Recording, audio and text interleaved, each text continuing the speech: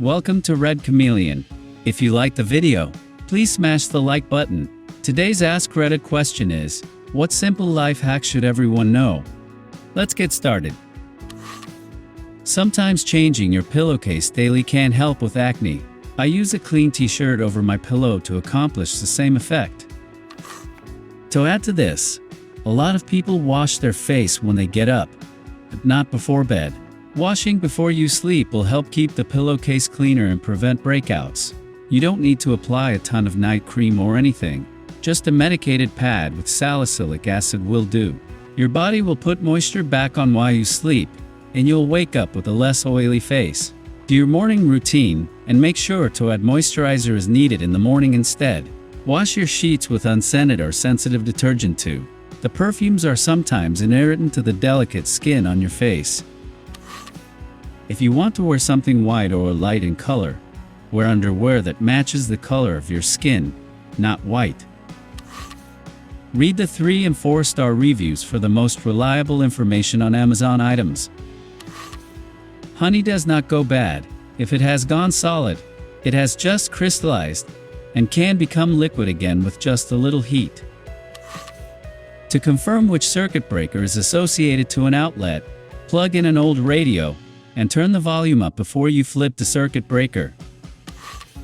If you throw a house party where you are as the host, plan on getting quite drunk. Start the cleanup while drunk.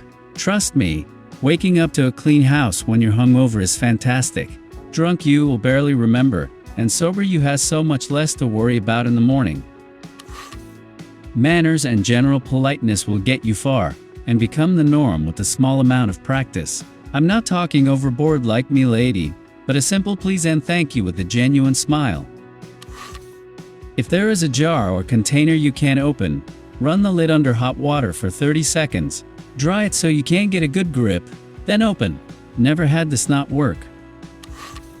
Not necessarily a hack per se, but learn some basic knife skills. The amount of time you will save chopping vegetables a few times a week minimum for the rest of your life far outweighs the amount of time it takes to learn. Plus you can use the extra time to keep the kitchen clean, and that makes everything less stressful while you're cooking, and makes the cleanup faster as well. If you ducked up, admit it, unless you are talking to cops. But in most situations just admitting how you were wrong and accepting responsibility is so much easier than trying to blame someone or something else, or make up an excuse. When you own the mistake, it puts the onus back on the other person to accept that. Be mature and move on. If you try and deny or shift blame, it forces that person to examine those reasons, and if they are BS, they come back at you, dragging the process out and leading to unpleasant call-outs and confrontations.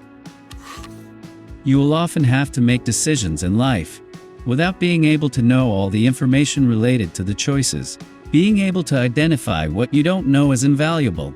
It allows you to make assumptions and contingency plans if those assumptions fail. I want to slap every person that quips. If you assume, you make an ass out of you and me.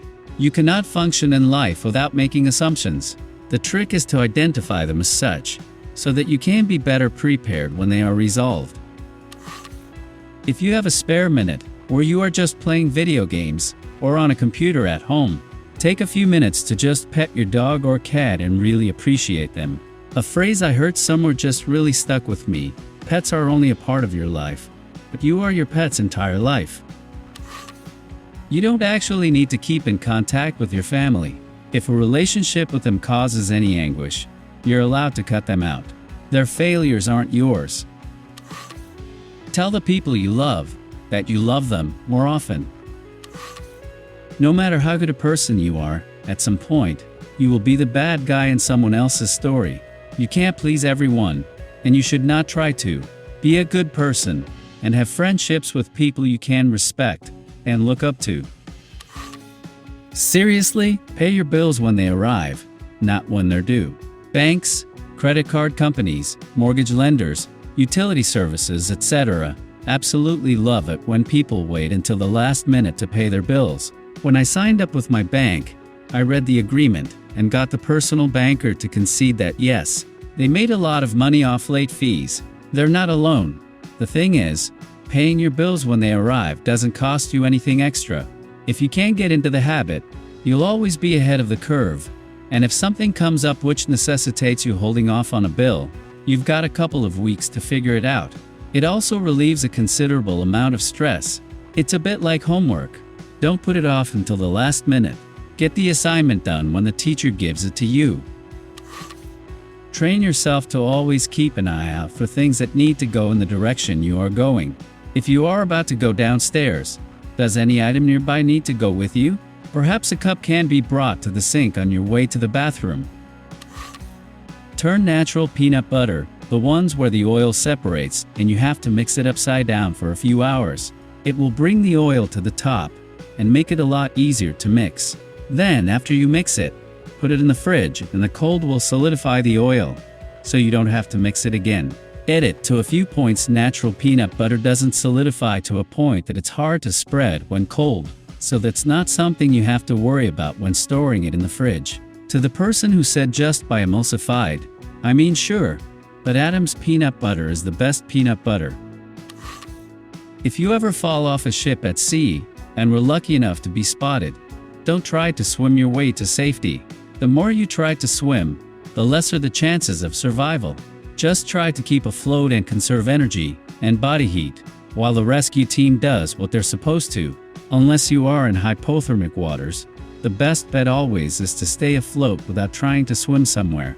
This information about falling overboard, hypothermia and conditions, survival at sea, etc. are based on my own experience of 12 years sailing on merchant ships like this.